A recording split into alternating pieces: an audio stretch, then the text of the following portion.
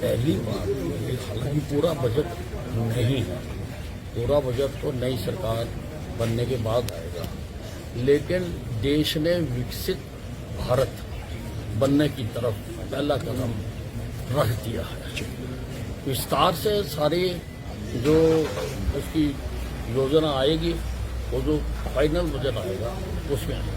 अच्छा सर, जिस तरह से पूर्व मुख्यमंत्री भूपेंद्र सिंह हुड्डा ने इसको गरीबों और किसानों के विरुद्ध बजट बताया,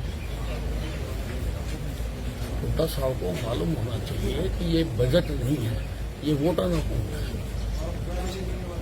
अच्छा तो कांग्रेस जो है ईडी को ये कह रही है कि ईडी का दबाव ज्यादा लगा रहा है कांग्रेस। नहीं, दबाव उनको ही लग रहा है जिन्होंने गलत काम कर रखे हैं। जिसने गलत काम नहीं करे उसको किस बात का डर है? भाई क्यों डरते हो? अगर तुम ठीक हो तो ये जो गलत काम कर रखे हैं तो उन्हीं को ही डर लग रहा है। आप भी कह रहे बार बार। हुड्डा कहता है कि उसके खिलाफ चक्रव्यूह रचा जा रहा है, बीजेपी चक्रव्यूह रचती है, उसको घेरने की कोशिश की जाए। तो सरकार प्रयोग कर रही है। देखिए, हुड्डा साहब किसी को भी ईडी बेमतलब तो बुलाते नहीं है। अब अपने सीएम रहते हुए जो इतने यहाँ पर भूमिकांड हुए तो उसमें इनकी क्या भूमिका है उसकी जांच की जा रही है। और मैं तो कहता हूँ कि जब तक इनको ईडी से क्लीन चिट ना मिले, he should not come in election. Hemant Soren की गिरफ्तारी को भी मतलब जायज नहीं बताया जा रहा है। हेमंत सोरेन ने कहा है सिर्फ 8 एकड़ जमीन है और वो भी जो बेची नहीं जा सकती। ऐसा है, फैसला जो ईडी नहीं करती है, ईडी तो केस बना के कोर्ट के सामने पेश कर देती है और कोर्ट में सबको अपने अपनी बात कहने का मौका भी मिलता है। अब ऐसे तो केजरीवाल जी कहते हैं महा ईमानदार, पर उनके लोगों को आज तक कोर्ट ने जमानत नहीं दी। ईडी ने हो सकता है जबरदस्ती पकड़ लिया हो, पुलिस ने हो सकता है जबरदस्ती पकड़ लिया हो, लेकिन कोर्ट के ऊपर तो ये आरोप नहीं लगा सकते।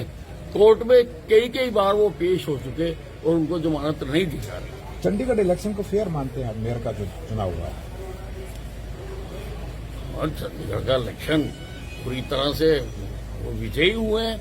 इनके लोगों को तो अपनी वोट ही डालने नहीं आती, और जिनको वोट डालनी नहीं आती, अपनी वोट वो नहीं डाल सकते, उनको दूसरों की वोट मांगने का अधिकार कहाँ है? ये कैसे हो जाता है? राज्यसभा में भी वोट जो है कैंसिल हो जाती है उस चुनाव में, और मेयर के चुनाव में भी।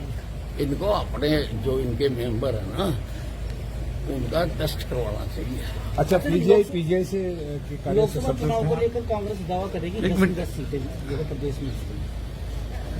देखिए, हर खिलाड़ी यही कहता है कि मैच में, लेकिन दीवार पे लिखी हुई इबारत को झूठा नहीं कहा जा सकता। सारे हिंदुस्तान में आज भारतीय जनता पार्टी की लहर है। लोग सारी पार्टियों को देख चुके और कंपैरेटिव स्टडी करके उनका ये मत है कि केवल भारतीय जनता पार्टी ही इस देश को डिलीवर कर सकती है। तो इसलिए कोई पार्टी आए, सारे अपने आप को कहते रहेंगे, लेकिन अब वो इंडी भी कहती है। इंडी की तो बन चुकी भिंडी, उसको तो लोग तल के खा रहे हैं। अब सारे उनके छोड़ के चले गए, नीतीश छोड़ के चले गए, जो उनके जन्मदाता थे वही छोड़ के चले गए। पंजाब में कांग्रेस कह रही है कि हम आपको कोई सीट नहीं देंगे, आप कह रही है हम कांग्रेस को नहीं देंगे। दिल्ली में आप कह रही है हम कांग्रेस को नहीं देंगे। उत्तर प्रदेश में बिना इनसे बातचीत किए सीटें डिक्लेयर कर दी जाती हैं। तो कहाँ रहे? तो आपको तो फायदा ही है सर। तो हम तो कह रहे हैं ना, तो इंडी भिंडी कहाँ रह गई? अच्छा, पीजीआई के कामों से कितना संतुष्ट है? नहीं, पीजीआई में काम ठीक होना। और क्या सौगात दे रहे हैं? नहीं, इसके लिए हम यहाँ पर जो मैंने काम दिया हुआ है वो ट्रांसप्लांट का काम दिया हुआ है, लीवर ट्रांसप्लांट का और किडनी ट्रांसप्लांट का। तो उसके पटाखे भग रहे हैं। कब तक हो जाएगा? उसके लिए करता हूँ मैं बात, लेकिन उसके लिए सारे जो आदेश थे वो हमने जारी कर दिए। सरकार का बजट आने वाला है। हरियाणा सरकार का बजट आने वाला है। शिक्षा और स्वास्थ्य पे कितना एलोकेशन करते हैं? देखिए, जब मैं स्वास्थ्य मंत्री बना था तो स्वास्थ्य का बजट था 1600 करोड़ रुपए, पिछले बजट में था 9600 करोड़ रुपए, और अगले बजट में हम और बढ़ाकर मांग रहे हैं, क्योंकि हम सारे प्रदेश के स्वास्थ्य स्ट्रक्चर को ठीक करना चाहते हैं। मैंने सारे हरियाणा की मैपिंग करवाई है, और ये फर्स्ट टाइम किसी स्टेट ने सारे देश में करवाई है।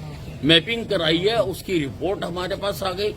उस मैपिंग में कहां कहां पर हमारे पास क्या है और कहां पर क्या नहीं है मापदंडों के मुताबिक, कितने गैप्स हैं, सारा वो हमको बता रहे हैं। मैंने डिपार्टमेंट को कहा कि गैप्स को स्टडी करो, 2-3 साल का टारगेट रख के कि जितने गैप्स हैं इन सारों को फिलअप करो, और उनको हम बता रहे हैं। आपका आयुष्मान जो कार्ड है वो कहीं न कहीं जीवनदायी नहीं बन रहा है लोगों के लिए, और उन लोगों के लिए जो जिनकी कैपेसिटी नहीं है, वो लोग इस चीज का फायदा काफी प्रभावित हैं। नहीं, आयुष्मान भारत कार्ड से तो लोगों को बहुत लाभ हुआ है, और हम तो रोज देखते हैं कि बिल्कुल गरीब परिवार के लोग भी अपना अच्छे अस्पताल में अपना इलाज करवा रहे हैं।